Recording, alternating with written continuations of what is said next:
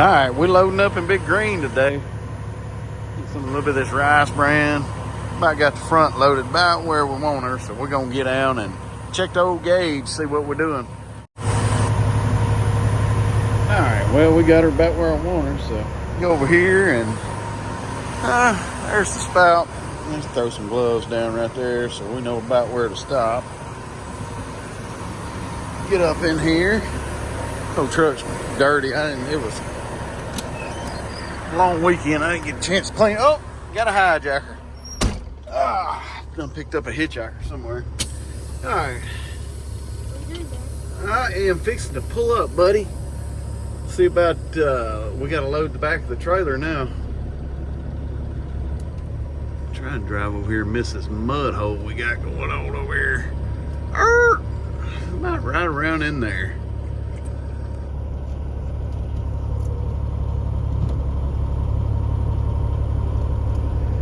I'm gonna call her good right there, buddy. What you eating on? Ugh, looks sugary. All right, good morning, everybody. We are headed over here to load probably some chicken meals. I don't even know what we're supposed to be picking. It's some kind of chicken byproduct. I know that. So we got a few hours to get over here. We got to stop and get washed out, of course. And we got to go through a bunch of little back roads and everything. We're trying to get back over here to Interstate 55. So crossing this humongous bridge right here. I know people of South Louisiana have got to love this bridge right here because to get from one side of this thing to the other, the old way used to take over an hour, and now it takes 10 minutes. So definitely a good thing here. So we are probably, I want to say it's about 3 hours to where we're loading at. Probably one of the worst places that I've been to on several occasions. We're hoping, I don't know, hoping that we're going to make it in and out of there fairly decent, but definitely need to stop and get some knickknacks and some nabs and something to I guess keep your mind at bay while you're there, because last time I was there was no cell phone service there. Keep in mind that's probably been, I don't know, probably 12 years ago last time I was there, but no cell phone service. So yeah, and I have sit at this place, I've sit at this place 20 hours before, so hopefully it won't be that bad today. So we're going to ease on and we'll catch up with you in a little bit.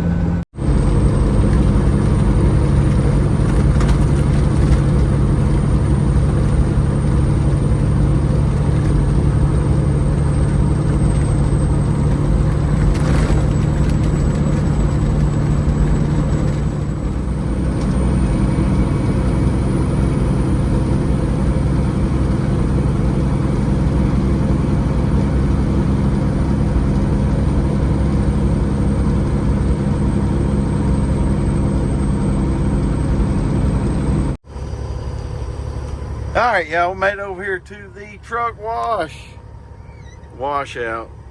There's a blue beacon. If they did a washout, we'd probably go over there, but I don't know. We're gonna sit over here. It's the worst thing about a washout. You gotta sit and wait in line at a truck wash.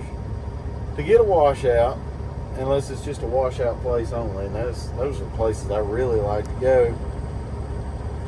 But, you know, most of the time you come into a truck wash and it's going to be, you're going to have to wait on them to wash trucks, and you know they're washing 2 trucks right now. Then they're going to wash another truck. Hopefully I'll get in. They work in 2 bays, so that'll be good. Hopefully we'll get in and out fairly quick, but you know it's going to be an hour and a half, 2 hours probably, the time I get in to the time I get out. So you chalk that up onto probably we're going to wait a while where we're going to. So, you know, I'm going to have half a day and waiting on getting loaded and waiting on getting a truck washed. So, Yep, go get you a hopper bottom, everybody. It is fun, fun, fun. So, that being said, I am fixing to go in here and check in with these folks because I'm getting pretty close here. So, anyway, looks like old Blue Beacon's doing good over there. They got RV, truck. Got 2 bays going over there. So, looks like they're firing on all 8 over there at the Blue Beacon. But anyway, let me get off here and go check in. Alright, so we just probably left the biggest shit show I've ever seen for a truck wash. Excuse my French, but good God, man. I can't stand going somewhere and somebody wanting a tip to do a job that they ought to do. You know, I know like gratuity is something in restaurants, but this dude just got pissed off at me. He's like, man, they washed half my trailer outside and then had to wash the rest of it inside after I waited 2 hours over here for a washout. And dude's like, hey man, I ain't gonna ask you for a tip, but can you buy me a cold drink? I'm like, and you know, me thinking I'm like, I've always got a couple extra dollars, you know. I'm like, yeah, I'll buy you a cold drink. You know, even though I thought maybe they might have a cold drink machine in there. And anyway, long story short, he washed my trailer out, which, you know, that's his job. And I had to sit there and hold his hose for him because it wasn't long enough. He needed me to hold the slack up. And, yeah, good job. Truck wash. Please. There's another place. You know, I've got this policy where, you know, I'm straight up closest washout first, you know. And this is one of those cases where there's another place like right down the road from where this place is I'm loading, and it's a trucking company, and they do a good washout. I got washed out there, you know, 10, 12 years ago, and I just soon go there and take my chances before I have to mess that again. So long story short, I reach in there and I go in there and pay, and I reach in my pocket and make sure I got some change, and lo and behold, all I got's a 20. I'm like, man, dang. So we go and get washed out, and the guy's like, man, I'm done. He's like, man, how about a cold drink? I'm like, man, all I got's a 20. He's like, I take that too. I'm like, man, that's all I got, you know. And he starts to get pissed. He's just like, man, get on out of here. You know, I'm like, well, you know, F you. I can get on out of here. I didn't want to give you a tip anyway. Ain't nobody give me a tip. I do a damn good job of what I do, and you know, I'm not bragging. I'm just saying I know I do a pretty good job. Ain't nobody give me a tip. I should have told him never eat yellow snow and just went on about my business.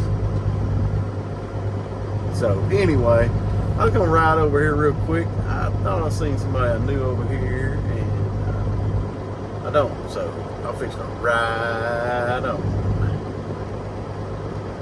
But that's my story for the truck wash for the day. So anyway, I think I'm gonna ride and get into Petro in here and grab me a quick snack and make sure I got stuff to eat in case we happen to take an extended time getting all this crap done, because that very well can happen. I guess they ain't got nothing but reserve spots in here. It's just daytime. I don't think they say anything if I just whooped up in one real quick.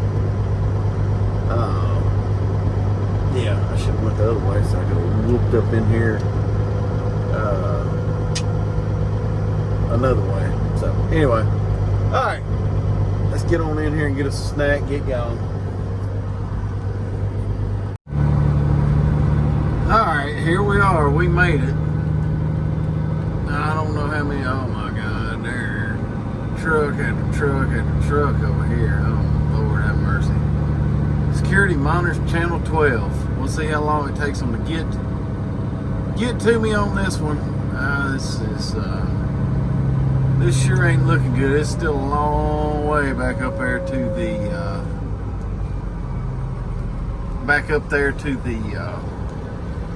the to the guard shack. Good Lord. Alright, well, 5 hours into it, we've done door dashed. We got trucks backed out all the way to the road out there. Trucks coming in, trucks coming out. Nobody can get around anything. They hadn't loaded one single truck since it's been here. Like I said, it's 5 hours. And I've just door dashed. I'm gonna watch a movie and go to bed, I guess, because it's not. I've got probably there's 10 trucks, I think 10 or 11 trucks in front of me. 2 are tankers, which they won't load. They'll load in a different spot than I do. And then I think 2 are getting feather meal and 2 are getting something else. So, man, the crap I'm getting is probably going to be, I'm probably going to have 5 or 6 trucks in front of me at least. So, that being said, I don't know. It is an absolute mess here. Like I said, we've got trucks backed up trying to get in, trucks trying to get out, and some trying to get in. So, I don't know. It's just a big fat mess. So, I guess we're just going to get back, and we're on the clock now, so just chill out and see what happens. Alright, 13 hours later, here we are. You're wondering where they dump guts. They dump guts and they drop them trailers and dump them guts right there. I wish I was dumping one I could show you, but they basically just dump guts and they haul them in reefers, put them in them tubs right there, and fill them up with ice, and that's how they haul them in reefers. So I'm not tired of waiting on Cuz here. He's on about his 3rd pull-up. I'm growing entirely impatient here. So, contrary to what some of the other guys I was talking to in line were saying, and some of the other guys, or the guy I haul for, like, this place has been pretty good. So, anyway, I guess I jinxed it or whatever. Alright.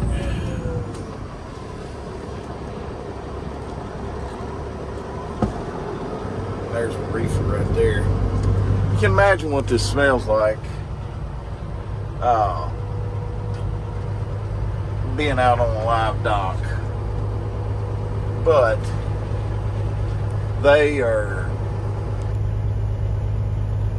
those bucket or those tubs out there, they're just sitting outside. And if it was summertime out here, there'd be more flies than you could shake a stick at. So, alright, so we're riding around here. Got to ride to the other side of the plant here. You come in here, there's two sides you can load on. You can load on the right or the left. And it looks like I'm loading on the right today because they give you a little card here that said right. So that's what we're doing. I got to pull up in here, and we're going to go up on these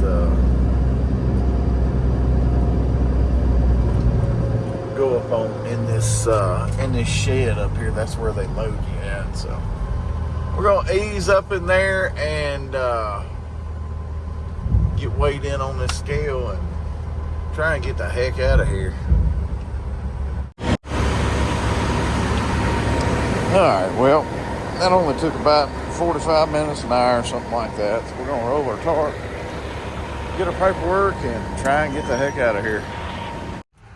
Well, once again, it's another week that we can't make it through. We can't even make a short round without having a hood up on this mother.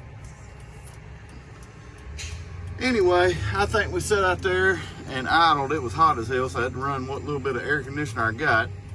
And I think we sucked a bunch of crap up in the fuel tank, so or up in the fuel filter out of the fuel tank. So yeah, I'm quite pleased at the way this day is starting out after sitting over there for 15 freaking hours, and now here we are here. So if anybody wants to buy this truck, it is for sale. I'm done with this. I am done with it. Just tired of it.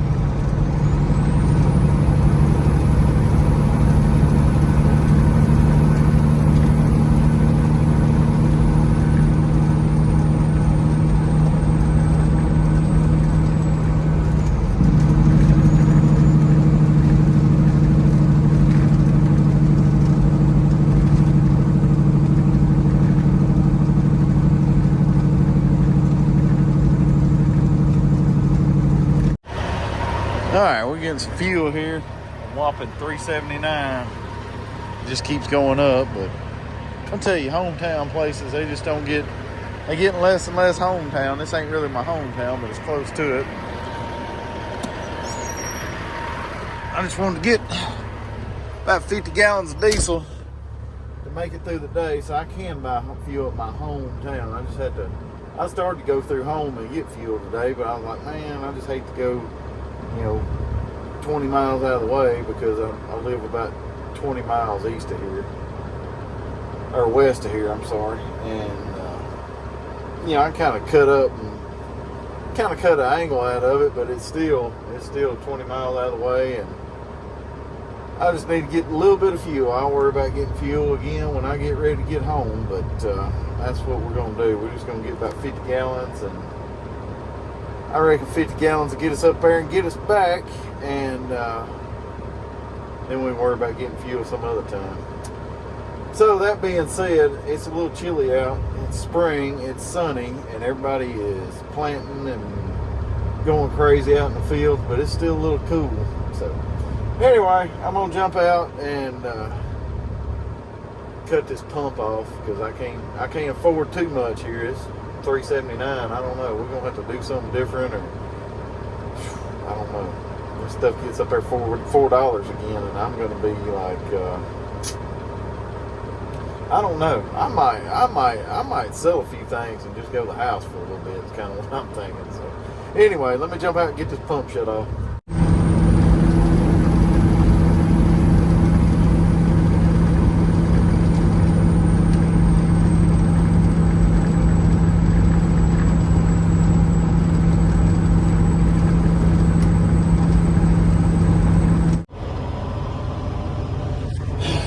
Guys, I am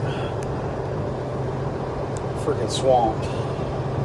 I'm not swamped, I'm tired. I sat there, I didn't film anything unloading, because as I was turning into the place, my truck died again. And I was able to get out and get it going. I got it out of the road anyway, and ended up getting where I was going and pulling on the scale, and it died again. So I pulled out and I screwed with it, tried to get it going. I couldn't figure out, but I guess something is in, I've got a collapsed fuel line on the driver's side tank, or or something's in that line. And I was afraid to break everything loose because I was afraid I was done run out of spark fluid. So that being said, I ended up just swapping. My passenger side tank was empty, so I ended up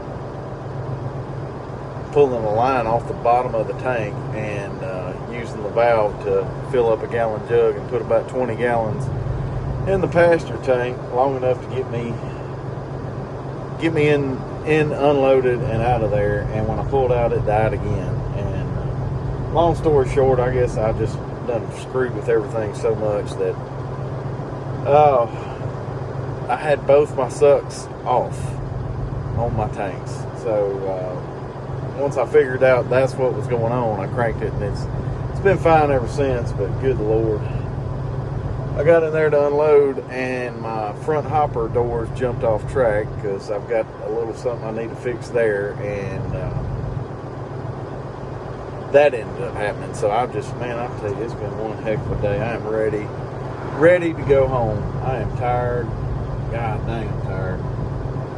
So we're about an hour and a half from home, and something like that, hour and 45 minutes. So I'm fixing to muster up. I don't even feel like hauling ass, man. I just feel like cruising. I'm just going to kick back, cruise, and go home. But I'm zoned. So that's that. We're going to go home. It's about going to be rush hour Little Rock when we come through. So this is not going to be, I don't want to deal with that neither, but it is what it is. So let's ride to the house, put this thing up, and make a list of everything we need to fix on it and get started then tomorrow. So, all right, see you guys later. All right, yeah, we over here working on the green truck today. It's Friday.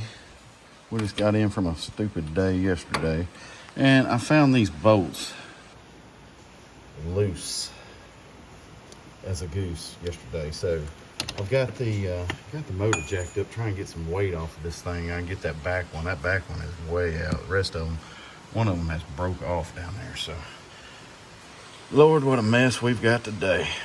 And we got the fuel lines off of the tanks, the sucks off the bottom, and I'd replace the return on this tank. I've got the return off the other side too. So we got them out, got the AN fittings out of them. We're fixing to go get a little bit of fuel line and try and fix that problem. Hopefully get this fuel problem straight soon. But I thought I better go on and try this, because this could be a deal breaker right here. This could be put me back to 359, and if this stuff don't work right.